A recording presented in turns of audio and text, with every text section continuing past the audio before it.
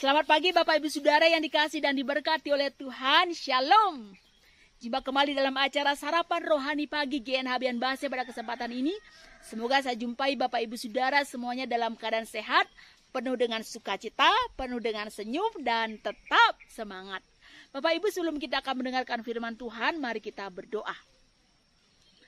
Kami memuji kebesaran-Mu yalah yang dahsyat dan ajaib dalam nama Tuhan Yesus Kristus Allah yang hidup kekasih jiwa kami. Selamat pagi Tuhan, kami bersyukur pagi ini kami boleh bangun dengan tubuh yang sehat, dengan kekuatan yang baru, dengan semangat yang baru, itu semua oleh karena kasih dan anugerah Tuhan. Sebelum kami memulai hari ini ya Tuhan, kami mau memulainya bersama dengan Engkau. Sebab ketika kami bersama dengan Engkau, maka kami akan berjalan di dalam kemenangan demi kemenangan.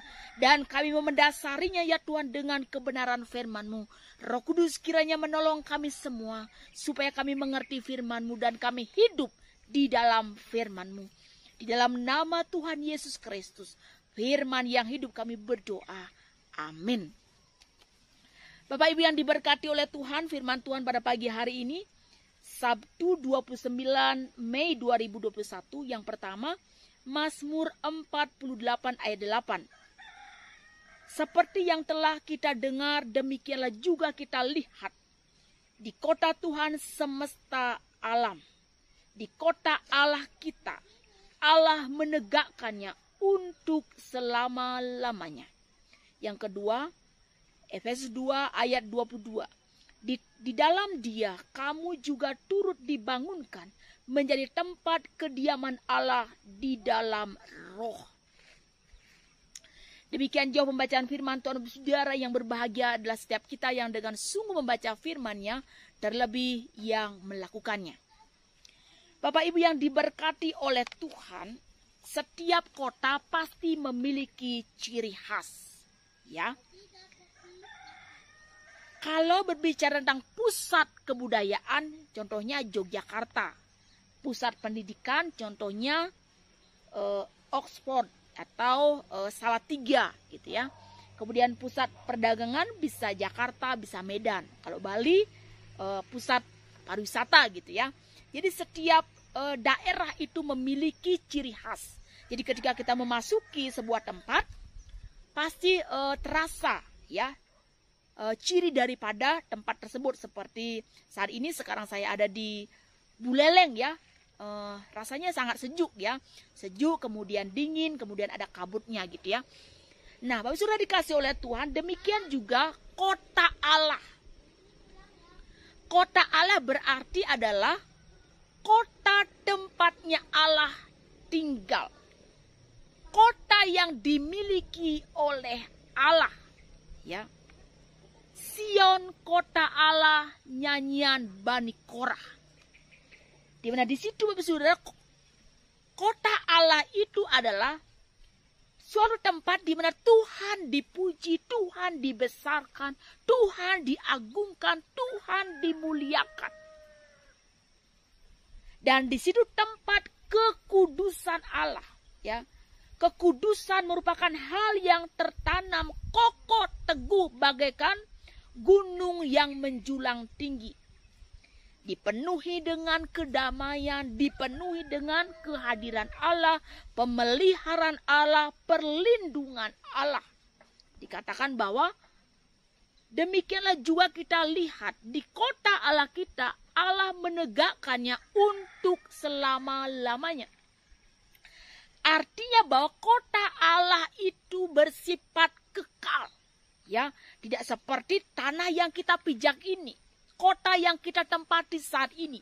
Seberapapun hebat metropolitan sebuah kota, itu semuanya ada masanya dan pasti akan berlalu.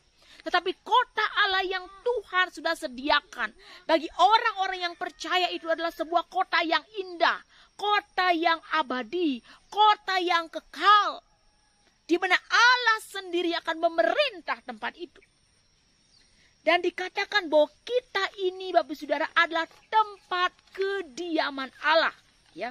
Di dalam Dia kamu juga turut dibangunkan menjadi tempat kediaman Allah di dalam Roh, ya. Kita pada nantinya akan bersama-sama dengan Dia. Ya, dan Roh Allah itulah yang ada dalam diri kita itulah yang bersifat kekal.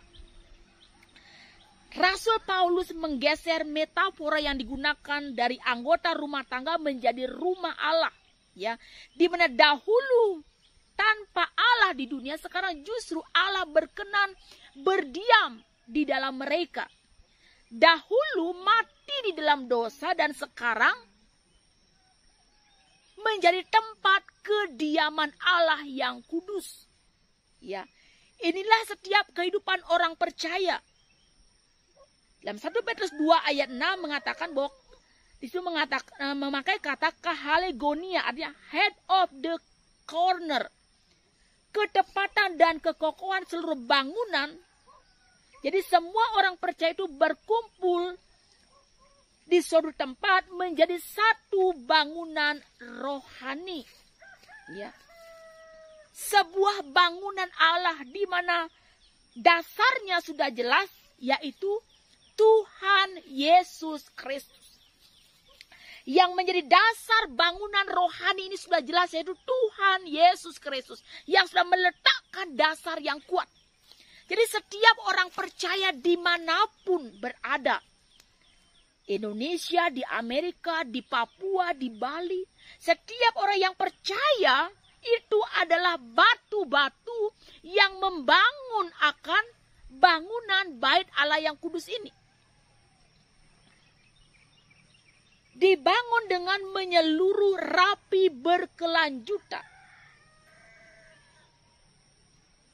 Bangunan atau ruangan strukturnya itu universal. Fondasi sudah diletakkan, tetapi pembangunannya sedang berlangsung dan terus berlangsung. Makanya kata present participle, ya. Artinya bahwa jemaat terus-menerus bertumbuh menjadi bait Allah yang kudus.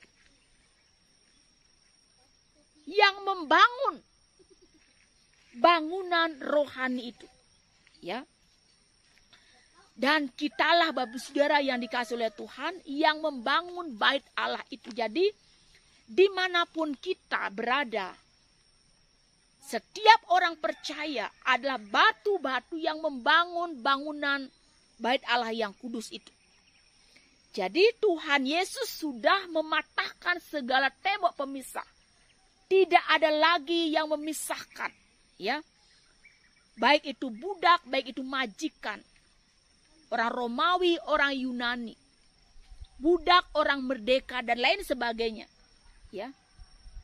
Tuhan sudah mematahkan tembok-tembok itu.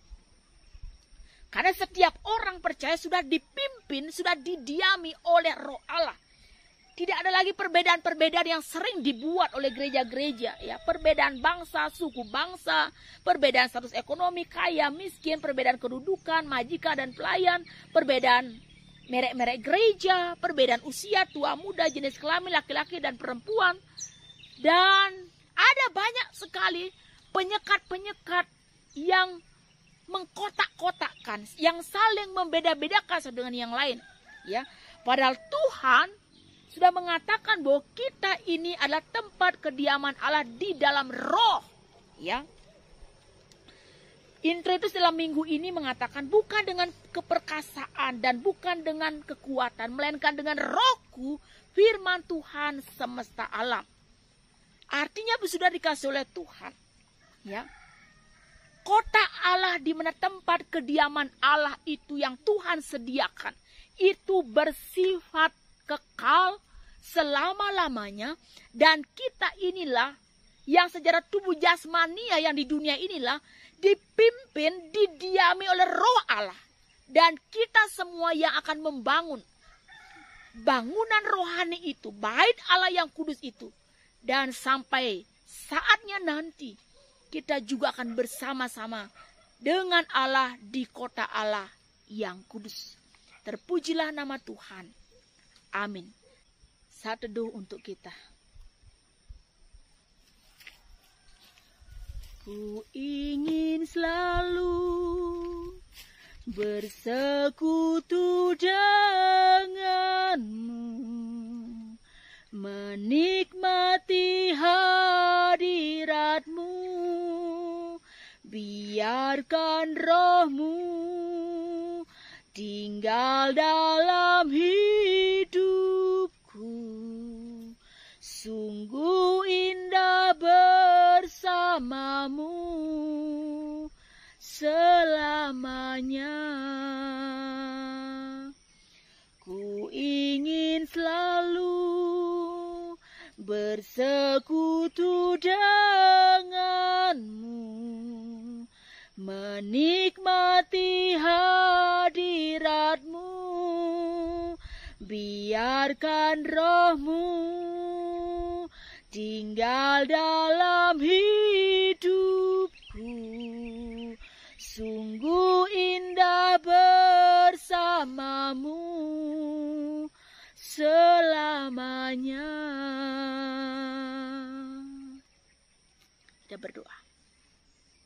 Ya Tuhan, kami sungguh bersyukur atas firman-Mu yang menghibur dan menguatkan kami, di mana Tuhan telah menyiapkan kami sebuah kota yang indah, kota Allah yang abadi, kota yang kudus, tempat kediaman Allah yang kekal selama-lamanya.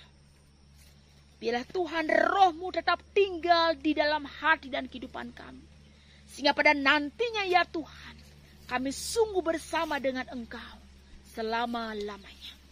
Berkatilah seluruh jemaat Tuhan Gelang Neng yang bian bahasa dimanapun mereka berada. Sekiranya di antara mereka ada yang sakit, kami mohon Tuhan menyembuhkan mereka. Sekiranya ada yang sedih, kami mohon Tuhan menghiburkan mereka. Sekiranya ada yang berbeban berat dan letih lesu dan tidak punya semangat, Tuhan menghiburkan mereka, menguatkan mereka, dan memberikan mereka kekuatan yang baru. Kami sungguh percaya ya Tuhan, bahwa bagi Engkau tidak ada perkara yang mustahil. Bila seluruh umat-Mu ya Tuhan, tetap dan hanya mengandalkan Tuhan Yesus di dalam segala perkara. Terima kasih Tuhan. Berkatilah umat-Mu, berkatilah juga seluruh pergumulan kehidupan kami. Dan berkatilah juga bangsa-Mu. Di dalam nama Tuhan Yesus Kristus, kami berdoa. Dan biarlah kiranya damai sejahtera Allah yang melampaui segala akal pikiran manusia memelihara hati dan pikiran kami dalam Kristus Yesus, sekarang sampai selama-lamanya. Amin. Bapak Saudara, demikianlah sarapan rohani pada pagi hari ini. Selamat beraktivitas. Tuhan Yesus memberkati. Shalom.